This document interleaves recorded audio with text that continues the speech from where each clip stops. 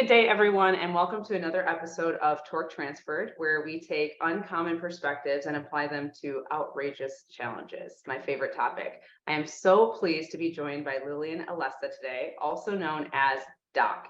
Doc is the Chief Scientist of the United States Special Operations Command, SOCOM, J5, which for all of our non-national security listeners, J5 means strategy, plans, and policy.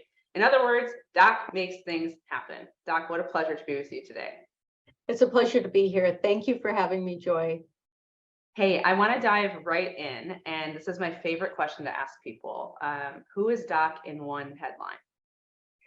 In one headline, let's see, Doc, scientist, practitioner, mother, wife. Love it, love it, love it, love it. Oh, I just got goosebumps. How many kids do you have again?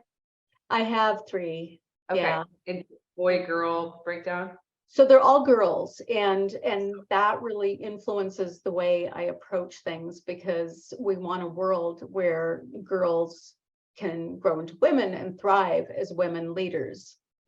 Yeah, I love that. I love that so much. And what are their ages? Are they pretty close together? Like, was your house super rambunctious when they were little, or?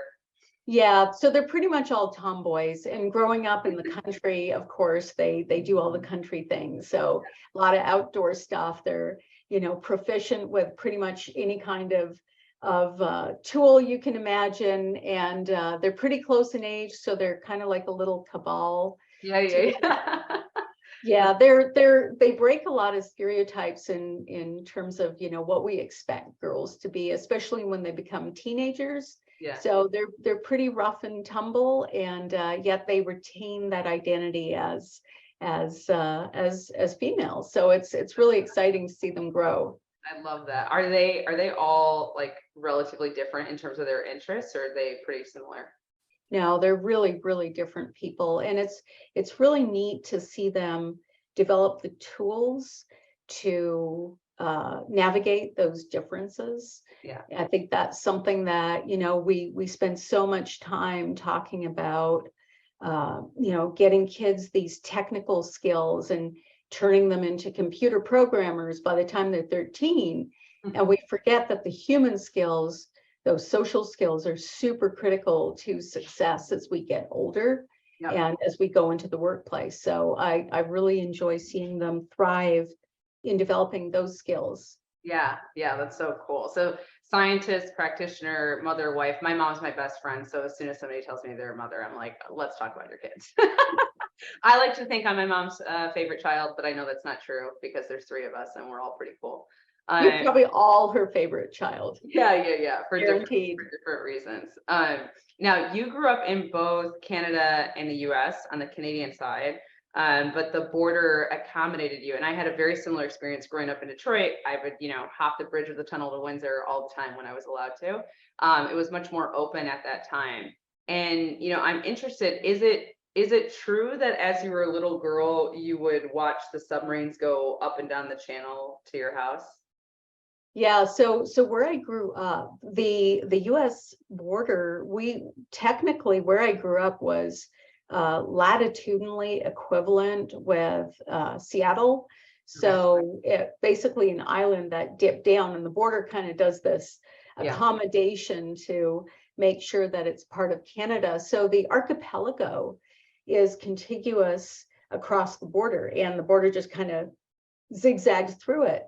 So quite often growing up, we would see not only submarines, but also vessels, helicopters. I mean, you name it, going up and down.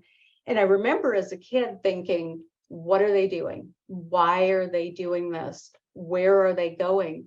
So when I was pretty young, I actually pulled up the bathymetric charts, the bathymetry of the area, and I was looking at this, and it all made sense all of a sudden.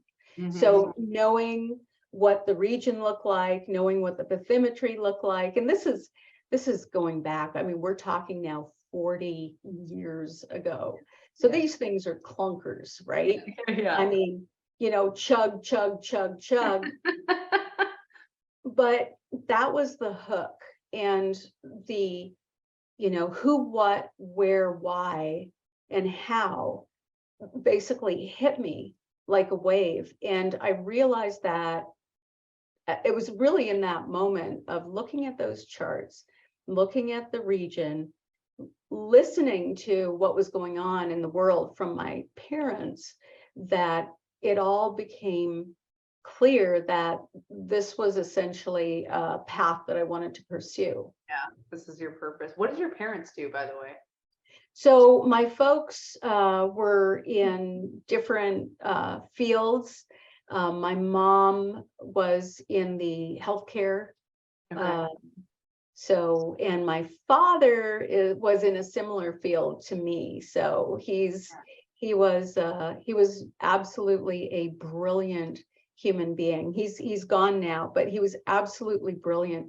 And I would watch him apply the techniques and the tradecraft and the tactics to everything. So whether it be cooking or whether it be, I need a shed, I will build a shed literally out of materials laying in the yard. I would watch him innovate with, stuff that most people would look at and think, oh, well, I can't use that. And then I'd watch him produce this amazing product from it. Yeah.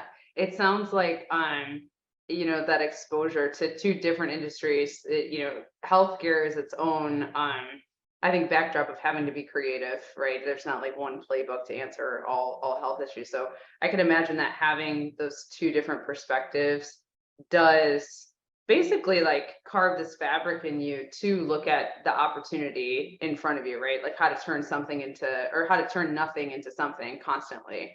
And I'm curious, we'll circle back to that towards the end. I'm curious of how that affects your current portfolio at SOCOM as the chief scientist. So talk to me a little bit about your professional journey. You have this moment where everything comes into a line. You're like, this is what I'm supposed to do. Let's go chase it. How does Doc become Doc? How do we go from, you as a little girl watching the channel to Doc? So that journey was pretty amazing. In Canada, there was a real culture of serve in some way. Some aspects serve.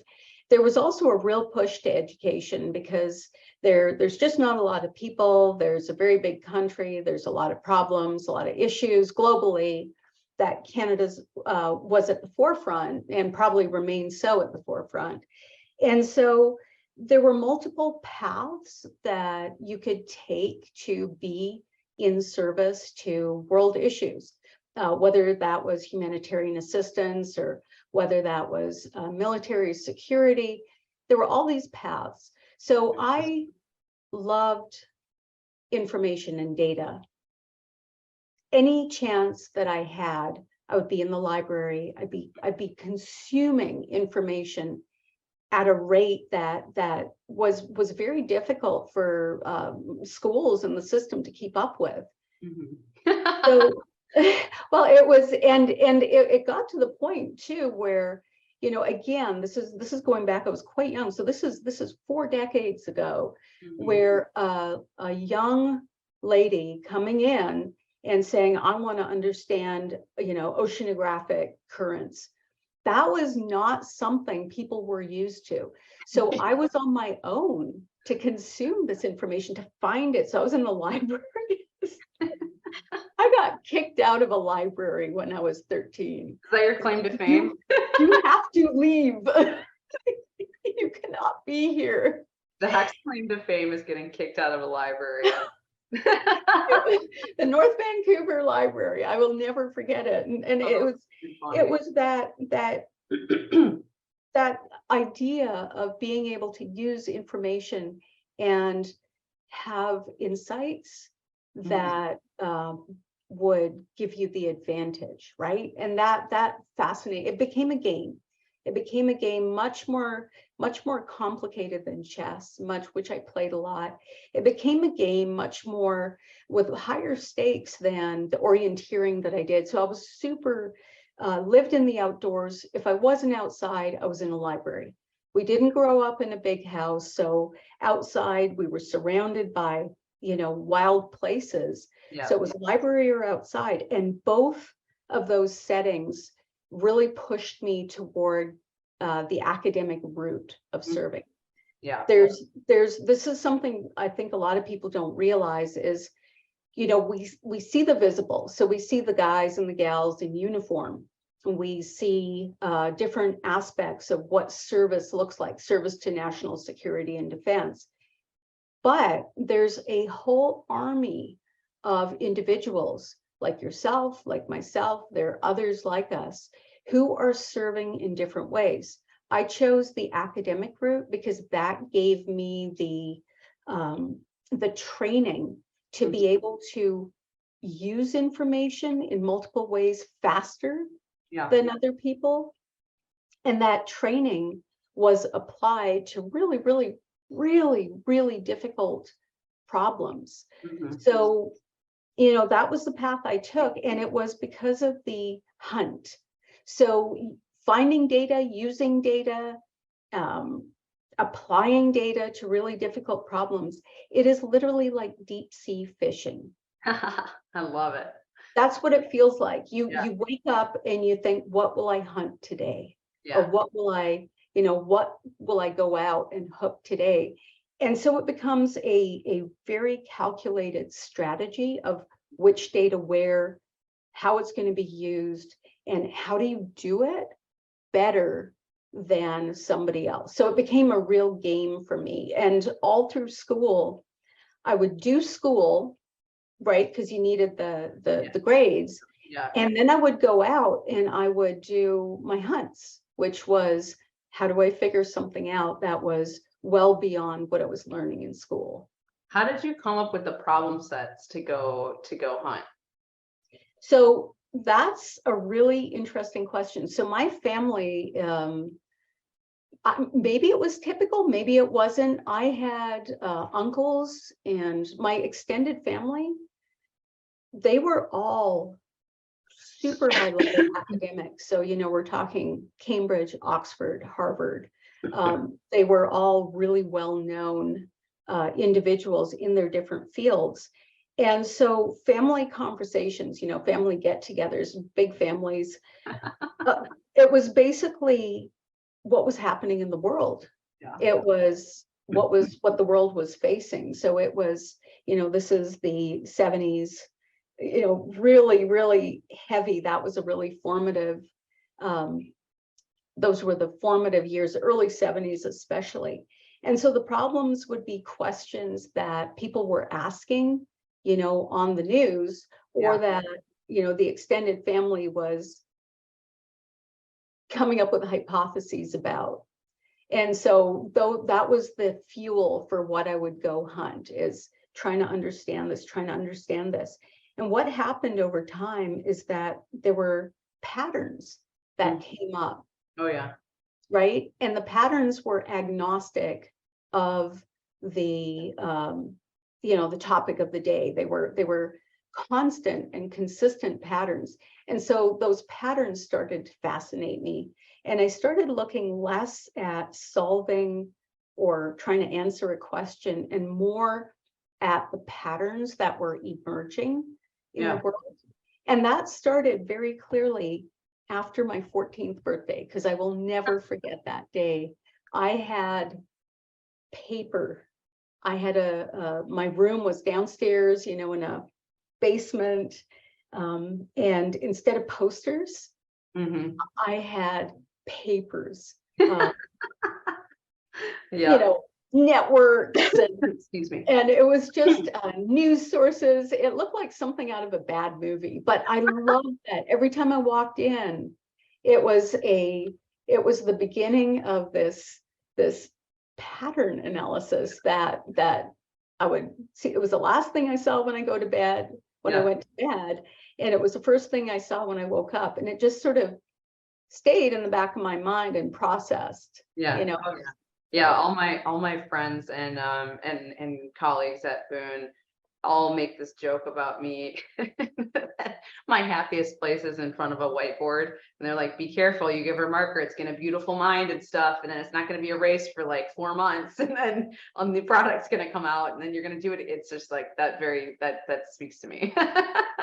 That's very, very funny. But I'm somebody who, I'm a hands-on learner. And so the way that I like process is by taking something in, like studying the world and then representing it in a different way. And I'm like, okay, yeah, this makes sense, so it's like deconstructive. And then, that's probably why I am happiest in high complex strategy. I was just talking to a mentor the other day and I was explaining that doing, networking events with 300 people is really exhausting for me. And they're like, but you're so outgoing. And I'm like, yeah, but I'd rather be in like high complex problems with like 1 or 2 people and that amount of information versus that number of people. It's like, it's very interesting. But anyway, yeah, go ahead.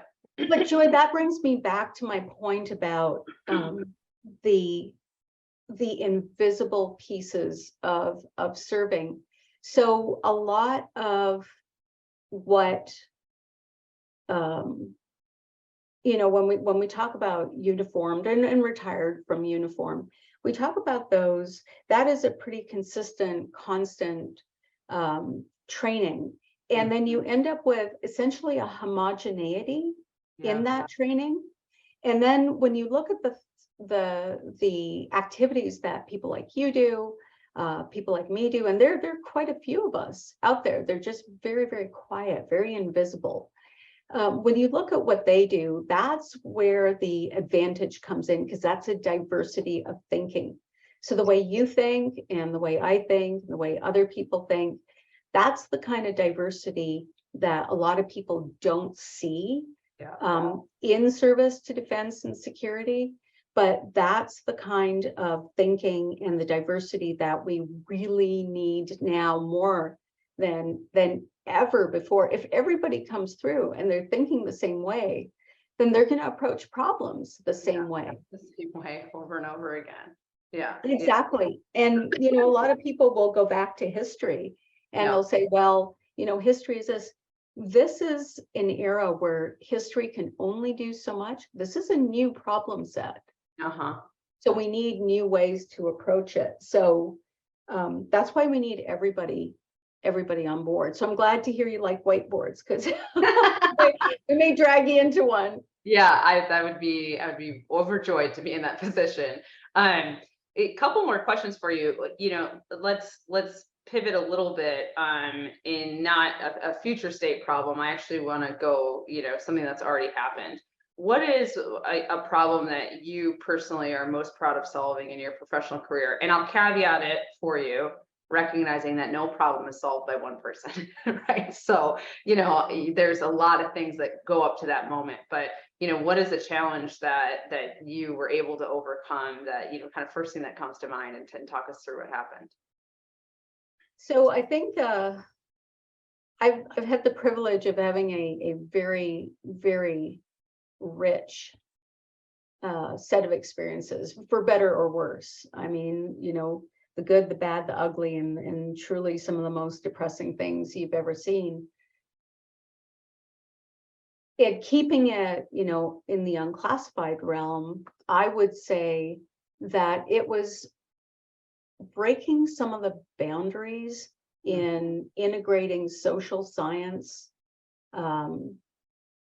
into a problem set that we were dealing with, which is, how do you get past the country scale, Wikipedia type, this is what a country looks like, and here's who the people are, here's the GEP and GNP, and so it was really pushing the boundaries and pioneering techniques and approaches that allowed us to integrate both quantitative social science and qualitative social science. So that's the richness of human expression, everything from art and music to the precision of human behavior into really into operationally focused maps that helped us do better. So it helped us protect what needed to be protected,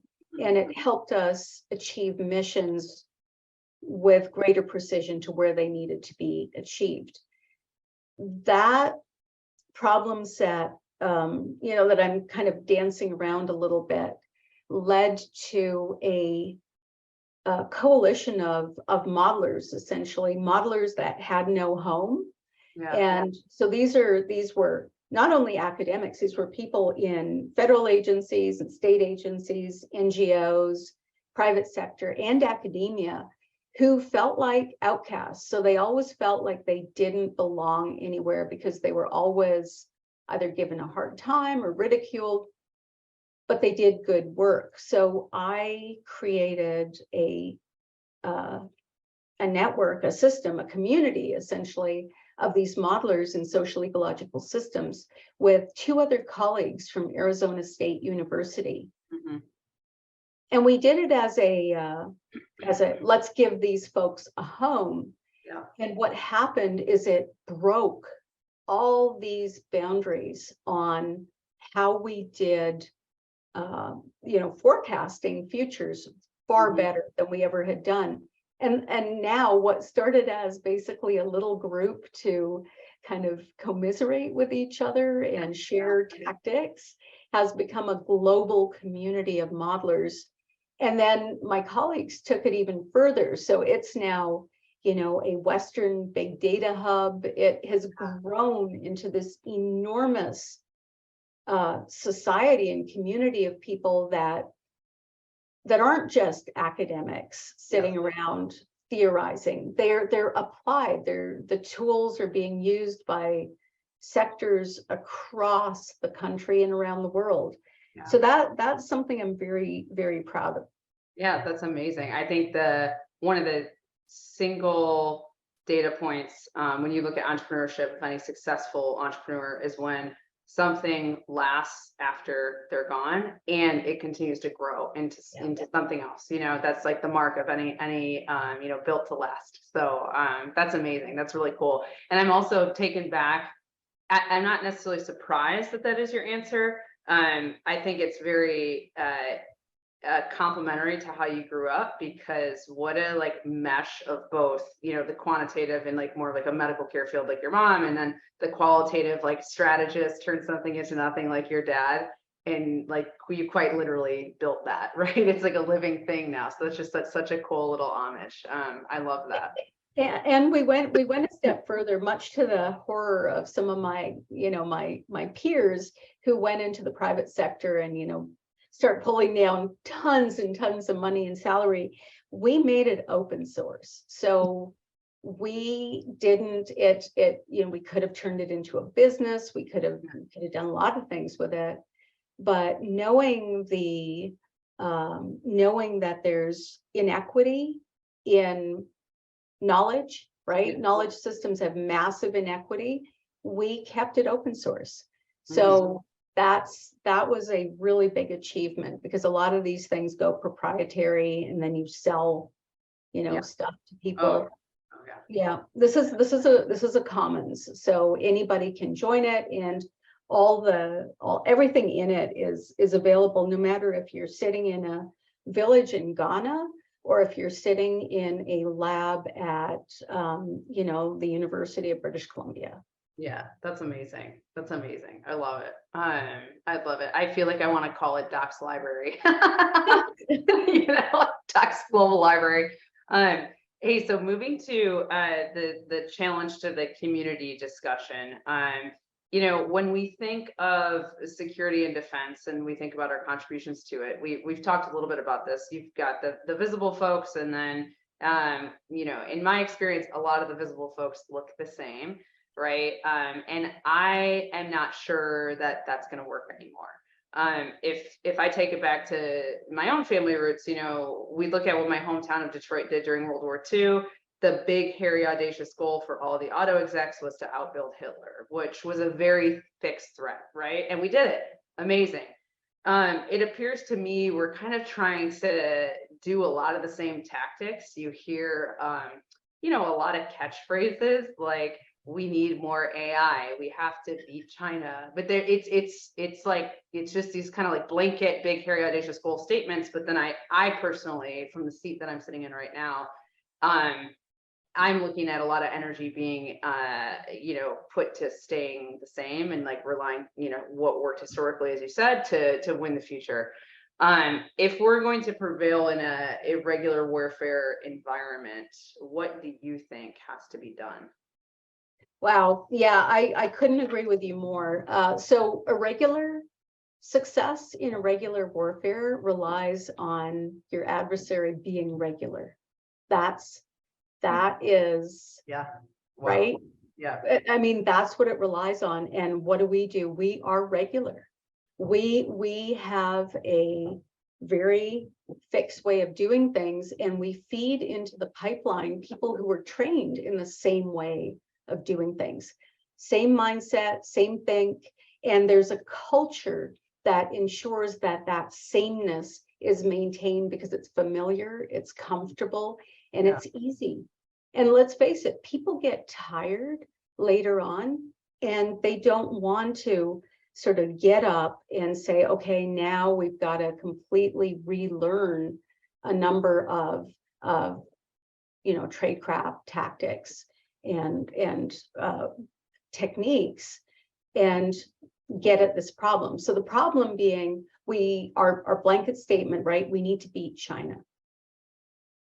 Okay, that in and of itself doesn't say very much. Mm-hmm. It also means that we have to be clear about what it is in our own system that is going to prevent us from prevailing. And I think you hit it, right? So in the past, we had an entity, let's say Hitler, right? And we had a set of activities that entity was doing, and they were very discrete. And so we could say, well, we need to cut them off here. We need to prevent them from doing this, and we need to defeat the evil, right? That was very clear. We are so not there anymore. Mm-hmm. Even the war in Ukraine, which is a horrific event. I mean, it's horrific. That is a little piece of a much bigger puzzle, right? It's that really big system. And we keep approaching it the same way. I do recognize, I don't want to sound completely pessimistic, right? I do recognize that there is amazing things happening in our community. And I see it every day from colleagues, from leaders. I do see these magical things of people that are on this train of thought of how do we do something differently and how do we do it efficiently without, wasting time, energy, and resources, and still bring people back home safely, which I think is really inspiring. I do think that there's this generation of folks that are in their like early 30s, early to mid 30s, that are really, really, really hungry to contribute, right? And if you look at, every greatest generation, it's basically like every fourth generation, there's epic things that happen in the world, and some generation rises. And I think it might be in the early 30s, late 20s to early 30s might be that next wave. If you had to challenge folks in that age bracket, whether they were wearing a uniform, they're in academia, or they're in the small business technology sector like myself, what is your challenge to that group of people, given all that you know and all that you've seen, that you hope that they bring to the fight? I think that it would be to articulate how you provide service to defense and security. So rather than see what's coming out in terms of statements from, DOD or the US government, look at the problem your own way. We need people to look at the problem differently. If we frame problems the same way, and we then provide approaches to those problems the same way, and that's sometimes necessary because there are requirements that have to be met. then we end up falling back into where we are now, which is a very homogeneous set of approaches to deal with what is an unprecedented challenge to our nation.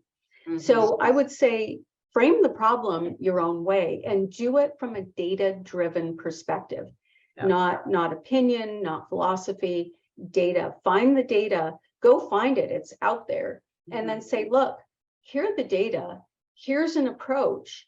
And even though we have a definition, a working definition of what irregular is, irregular, again, like I said, it relies on regularity. It literally, that's how it succeeds.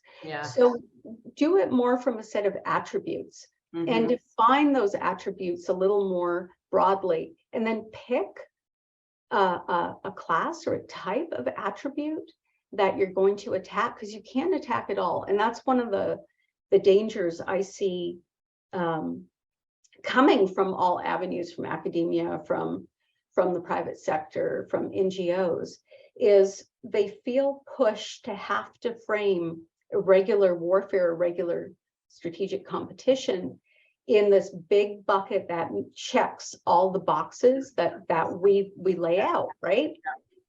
That's not going to help. It's not going to help us win. So we need people to see the problem, set of attributes, and then figure out where you can attack that. Because once we have that diversity, that more diverse ecosystem of approaches, we can start connecting that diversity together.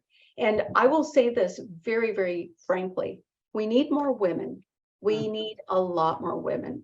If you look at the old OSS and you look at the successes that were in there, we make movies about, like The Good Shepherd, which I love. I love all these movies. Pearl Harbor Day, right? A lot of people don't remember that we're coming up on Pearl Harbor Day, December 7th. Those moments matter.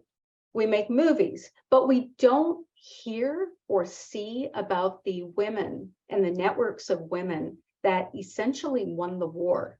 I mean, we can say that the bomb at Hiroshima won the war in World War II, but before then, there was a whole set of efforts that were essentially invisible. We need more women in the fight, and we need it because women see the world differently. So there's a whole set of approaches, behavioral approaches that women have that,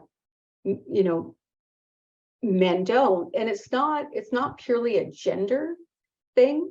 We have individuals who span spectrum of identities and approaches.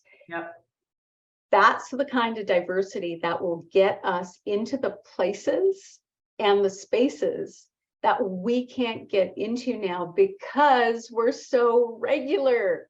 I've never ever thought of it that irregular warfare relies on your adversary being regular. My mind was like, oh my God, I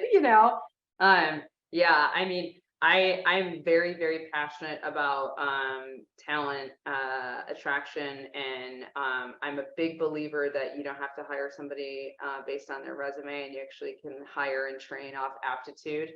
And I do think there is a job out there.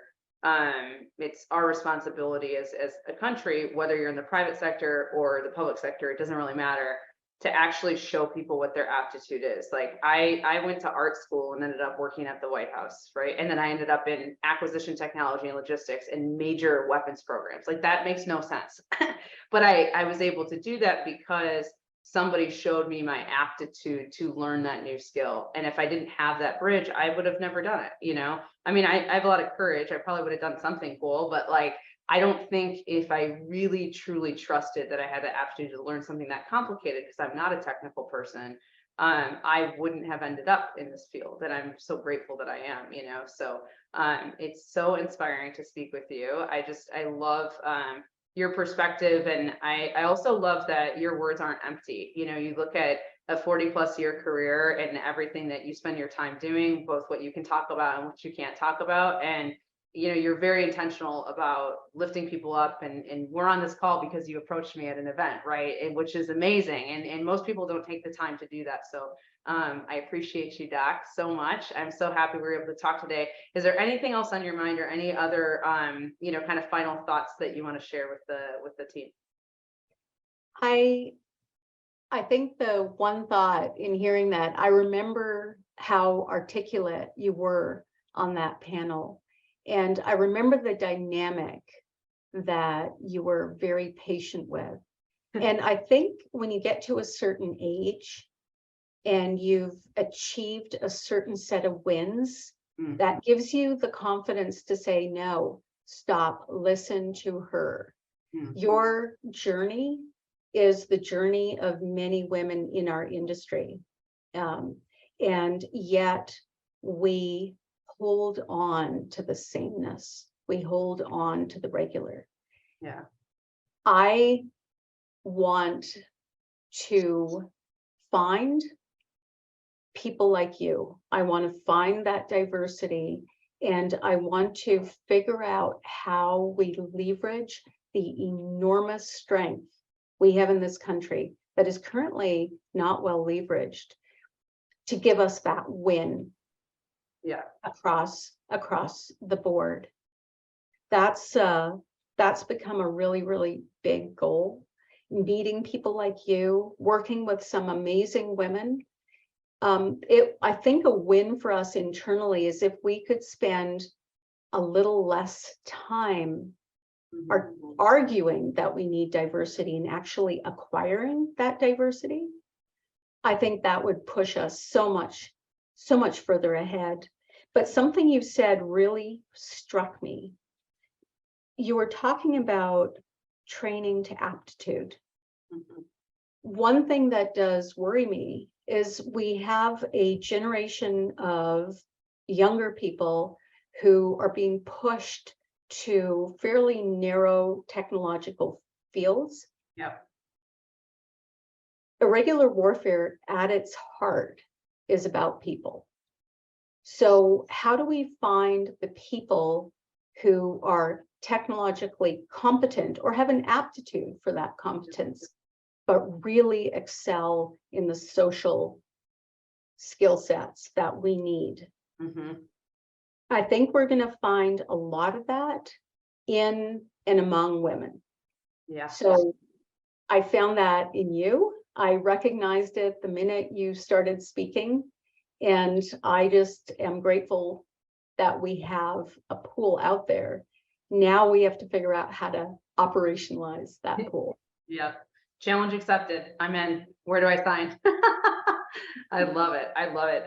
Thank you so much for your time today, Doc. It's always a pleasure to have unique perspectives on torque transferred, and you're very much one of them. So I appreciate you, and we'll talk to you soon. Thank you, Joy. I appreciate you too. Thank you for the honor.